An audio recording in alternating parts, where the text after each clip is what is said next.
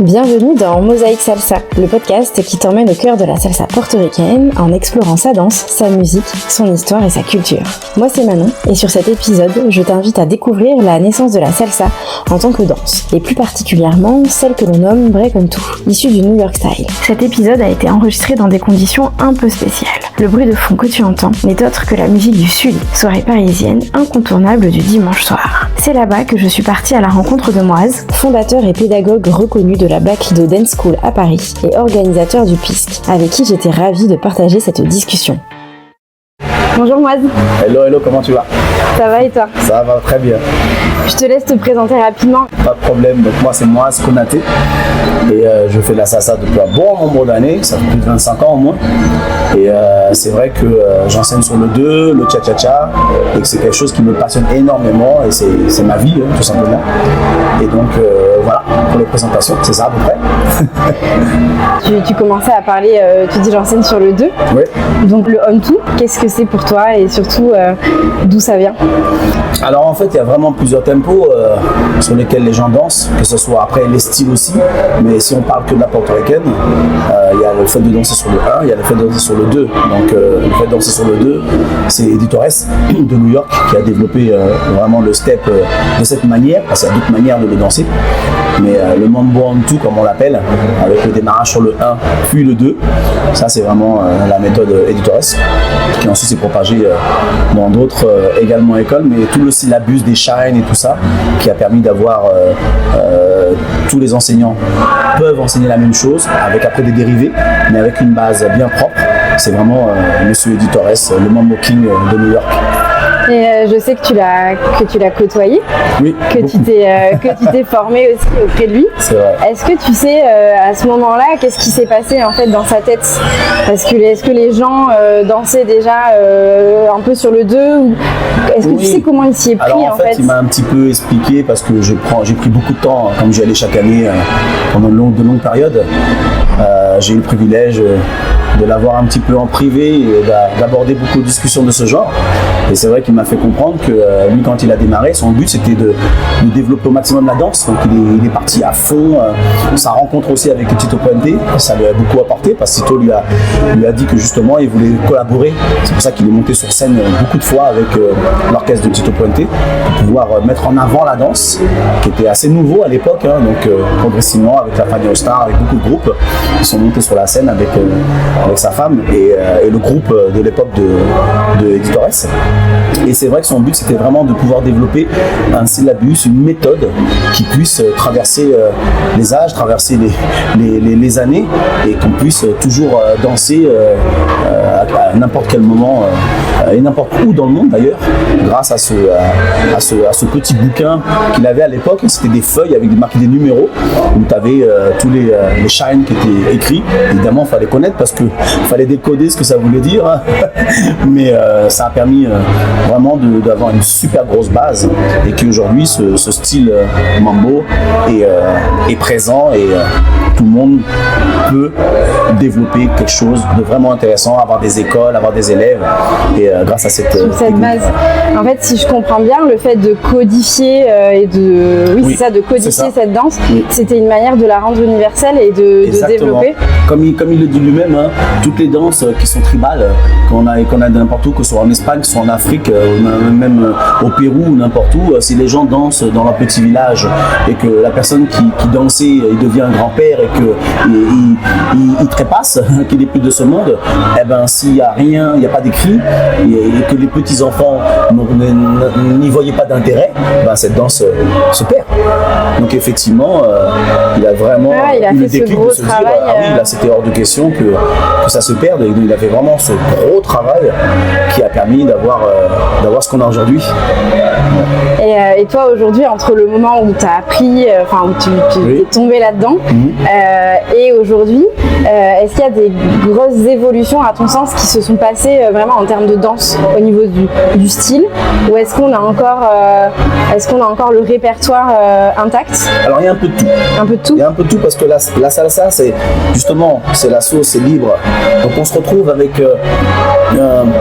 une façon de voir les choses totalement différente. Mais moi j'ai une mentalité un peu bouddhisme, donc par rapport à ma façon de voir les choses, je comprends et j'accepte les différences. Je trouve ça tout à fait normal qu'elles soient là. Et par rapport à ça, justement, ces différences, elles sont là. Donc il y a des gens qui vont être à fond sur le on-two, qui vont apprendre la structure, la base, nickel. D'autres qui vont sortir du hip-hop, du jazz ou de n'importe où et qui vont prendre des petites brides et qui vont tricoter dessus. Et on va se retrouver avec des styles qui sont pas totalement techniquement propres comme ça, comme on dirait qu'il faut, mais que ça passe quand même. Et après, cette diversité fait que la salsa n'a pas l'exigence et le blocage qu'on pourra avoir dans une danse académique. Et donc on laisse ces choses-là exister. Ce qui fait qu'on se retrouve dans un univers aujourd'hui où on peut voir beaucoup de choses qui ne sont pas forcément sur une base stricte de editores ou même d'autres. Moins puristes en fait. Moins puristes, mais qui sont quand même très riches et intéressantes à voir et à développer. Voilà, moi j'ai vraiment choisi ma voie parce que je viens de l'école martiale. Hein. J'ai fait des arts martiaux pendant beaucoup d'années. Et dans mon éducation, dans ma façon d'être, il faut passer par le cursus scolaire, apprentissage, comme les grades. Voilà, on monte progressivement. Donc c'est vrai que moi, voilà, c'est comme ça que tu as construit même après ta pédagogie, exactement. Ce qui me permet aujourd'hui, grâce à ma pédagogie qui vient également de mon enseignement dans les arts martiaux, moi j'ai bossé le brevet de cadre d'éducateur sportif, donc j'ai une connaissance déjà de l'enseignement, et de là je l'ai approfondi encore plus pour la transférer pour la salsa, sachant que la salsa c'est pas un art martial, on n'est pas là pour se mettre des coups et la rigueur n'est pas la même, au contraire, il faut que ça soit dans le fun, que la pédagogie elle soit donnée, mais qu'il faut que les gens aient toujours envie et que ça soit vraiment agréable à revenir danser, car les gens sortent du boulot et quand ils viennent en soirée, c'est pour ça. On a le côté professionnel, mais on a beaucoup, surtout à Paris, en France, le côté loisir. Ça, faut pas l'oublier. Et là, tu vois, donc Editores, il y a son fils qui est très présent là ces dernières années. Et donc, on va arriver petit à petit à une deuxième génération, dans quelques années à une troisième génération.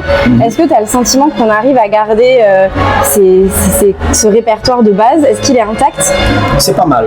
C'est pas mal. Je pense que oui, que ce soit Editores Junior, que ce soit d'autres danseurs qui sont connus et qui font partie justement des danseurs qui ont travaillé avec Editores pendant des années, toutes ces petites disparités, hein, ces antennes, ces satellites de partout permettent de garder cette connaissance technique et des noms, des enchaînements et tout ça.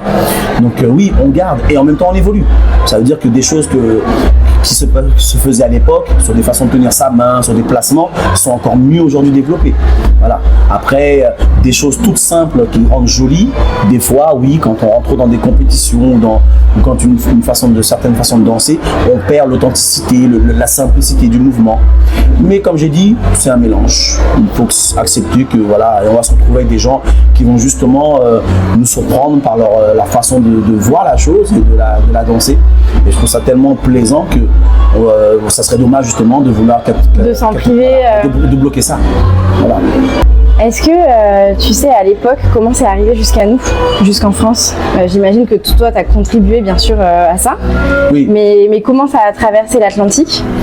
En fait, je pense que tout ce qui est événement, congrès, emmène les gens qui sont passionnés par la salsa, dans le sens large du terme, même s'ils ne connaissaient pas le 2, à l'époque, surtout à Paris en France, c'était que la cubaine d'ailleurs. Quand on parlait de portoricaine, on parlait de romantica, avec des gestuels un petit peu caricaturaux. Tout ça, c'était l'époque, c'était normal. Donc, et le temps que ça arrive, effectivement, ça a été difficile au début. Il n'y avait pas autant de médias pour voir les choses à travers son téléphone. Donc il fallait faire le voyage, c'est ce que j'ai fait pendant toutes ces années-là, que ce soit à Porto Rico, à New York, que j'ai beaucoup voyagé. Mais c'est vrai que c'est arrivé chez nous par le biais de professeurs qui aimaient ça, qui sont venus l'enseigner. Hein, il y a quelques écoles qui sont reconnues et qui ont permis ça à l'époque. Et c'est comme ça que ça a pris tout doucement. Même si c'était pas exactement le même style, c'était quand même un style de formation plus strict, plus correct dans le mouvement. Un peu comme les anciens qui dansaient toutes les danses de salon. C'était un apprentissage. Et ces gens-là ne dansaient pas une danse au hasard. Ils apprenaient apprenait tous les pas du foxtrot, du passo doble, c'était normal. Voilà. Oui. Mais ces danses-là, c'est pas la même chose que la danse urbaine, que la danse pour s'amuser en clubbing. Donc c'est vrai que le temps de transférer, de faire comprendre ça, c'est pas évident, parce qu'on a souvent l'impression que les danses à deux apprises sont des danses plus pour les anciens, et non pour les jeunes qui, eux, sont plus dans le mouvement de s'éclater sur de la house music. Donc voilà, donc ce transfert-là, c'est fait tout doucement, et le goût a pris, la passion a pris par les spectacles, par les gens qui ont vu les gens danser à deux et que ça rendait vachement bien. Et tout doucement, on est passé de la cubaine à la portoricaine sur le 1, à la portoricaine sur le 2, et ainsi de suite. Moi, j'en suis très content. Mais ça paraît être vraiment un tour de force, en fait, de se dire, allez, je vais un petit peu décrire une méthode, ou en tout cas donner des noms à des pas, dire je passe mon pied comme ça 3 fois, c'est un Suzy-Q, etc. Après, de se montrer sur scène et de faire en sorte que ça diffuse dans le monde entier, je trouve que c'est énorme. Et finalement, pas tant de temps que ça, parce qu'on parle pas de... Non, on parle de quoi, 30, 40 ans? C'est ça, c'est fou le rayonnement en fait c'est magnifique. Que ça a eu. Sachant que effectivement, le Mambo King est bien son nom. Après, il y a des polémiques, mais il ne devrait pas y en avoir, parce que, encore une fois, je refais référence aux arts martiaux. Un maître, ça restera toujours le maître. Que sa jambe ne se lève plus, c'est pas le propos. C'est pas sur sa capacité technique de faire un mouvement. C'est sur son enseignement, c'est sur ce qu'il a procuré, ce qu'il a donné. C'est quelque chose qui ne se remplace pas. Et c'est de là qu'il faut bien comprendre que même si les danseurs ensuite sont très forts, on ne peut pas prendre la place du maître. C'est l'héritage en fait. C'est l'héritage.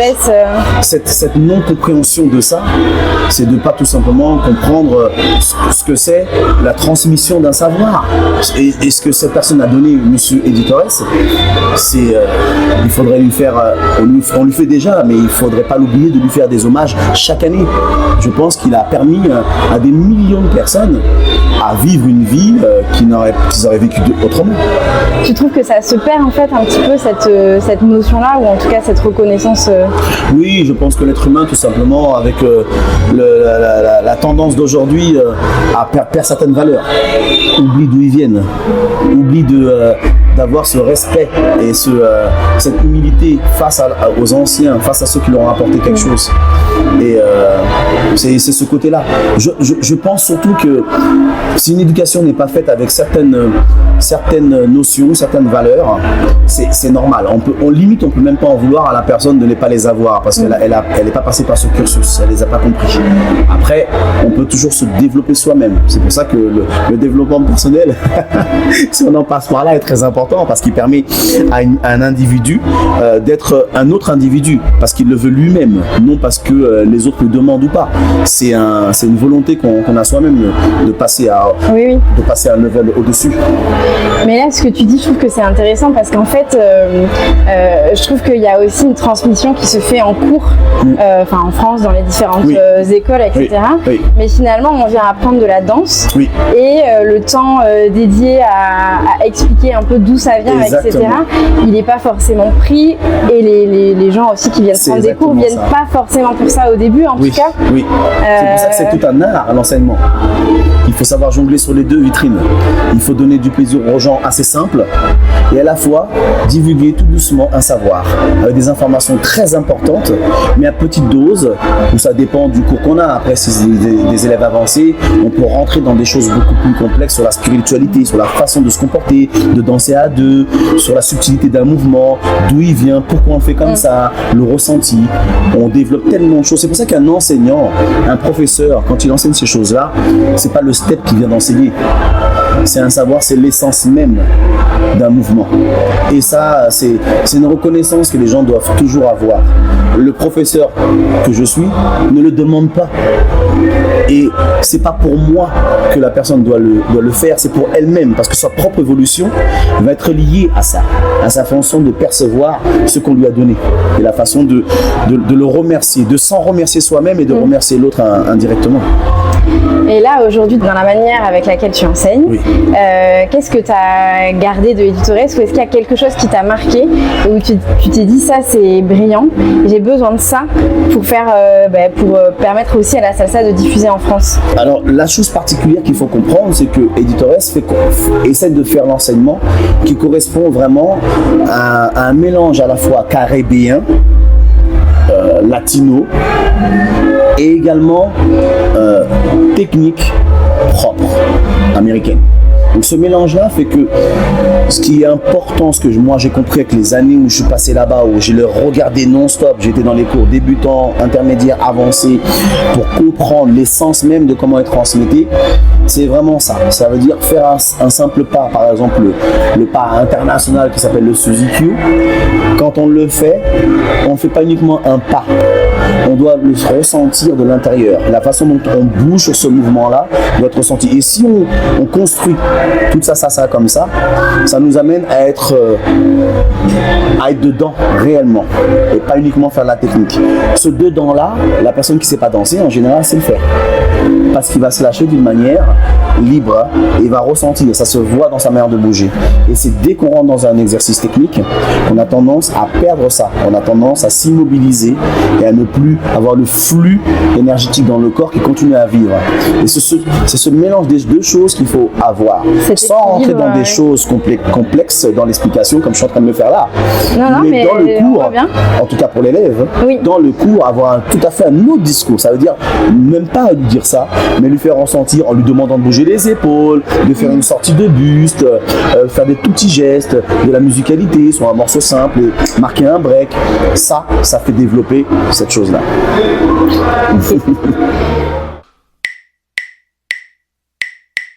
J'ai une dernière question pour toi. Est-ce que tu peux me raconter ce qui t'a accroché quand tu as commencé la salsa? Qu'est-ce qui a fait que tu es resté et que tu es encore là aujourd'hui? Alors, c'est pas la même chose qui m'a fait démarrer et qui me fait rester aujourd'hui. La chose qui m'a fait démarrer, c'est tout simplement l'envie, vu que j'étais un artiste de haut niveau en karaté. Oui. Je ressentais à bout d'un moment quand même la sensation d'être fermé. Pourtant, j'étais ouvert avec mes amis, mais fermé dans l'émotionnel intérieur. Vraiment, l'exprimer beaucoup plus fort. Donc, retenir ses émotions, attention à l'attitude, pour pouvoir être vraiment dans l'esprit martial, ce qui était normal.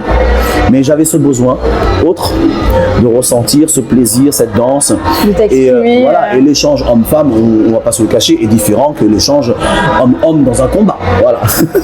Donc, ça a aidé. Et j'ai trouvé ce rapport à deux, danser à deux, pas dans un nightclub où on est tous en train de bouger tout seul presque, même si on est avec des amis.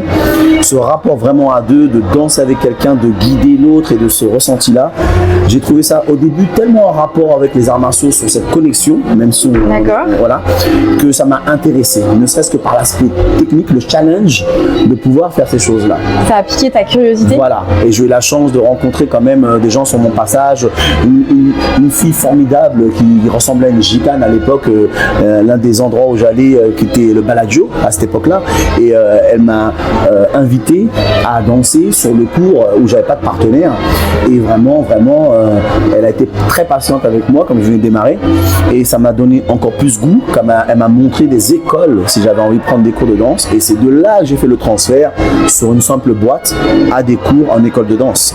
J'ai commencé comme ça. Et comment tu avais atterri au Bellagio? Le hasard de sortir justement pour souffler, prendre l'air, pour aller dans des endroits où ça danse un petit peu.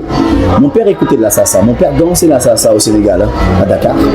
Donc j'ai toujours eu la salsa dans l'oreille, mais je n'aimais pas ça, mais vraiment pas du tout. J'écoutais tout à fait autre chose, de la house music, de la funk, voilà. Mais au bout d'un moment, de toute façon, c'était rentré dans mon système nerveux, hein, donc à force, c'est revenu. Ça t'a rattrapé. J'ai commencé à prendre goût. Il a pas loupé le coche, hein, pour me dire. Alors, ça c'est mais pourquoi aujourd'hui j'y suis resté? Parce que je trouve ça tellement enrichissant. Je dis d'ailleurs sur mon site internet, je marque ma première phrase, c'est la salsa, bien plus qu'une danse, un art de vivre. C'est-à-dire que justement, le parallèle avec les arts martiaux, les valeurs que ça donne, le plaisir qu'on a à l'échange avec une autre personne et l'apprentissage avec des gens totalement différents. différents. La sociabilisation qu'on apprend à avoir, c'est énorme. Alors en tant que professeur, c'est encore pire parce qu'on a devant soi des gens qui sont de toute culture, de toute origine, de toute façon de voir les choses. C'est plus ou moins à l'aise avec leur corps. Exactement. Ou l'inverse, trop à l'aise et voilà, qu'il faut essayer de recentrer. Et toutes ces choses-là, je trouve ça tellement intéressant. Et tu t'ennuies pas? Moi, je m'ennuie jamais. Je suis dedans, je sors toujours en soirée danser. Je kiffe ma life. Voilà. On va rester sur ça. Merci Moise. Merci Manon, merci à toi. Merci pour ton écoute, j'espère que cet épisode t'a plu. Tu retrouveras les différentes références en barre d'infos. Apprendre les pas est une première étape. Connecter avec son ou sa partenaire de danse en est une seconde. Et c'est justement le thème qu'a choisi d'aborder Carole dans l'épisode suivant. En attendant, n'hésite pas à partager cet épisode et à rejoindre Mosaïque Salsa sur Instagram. À lundi prochain.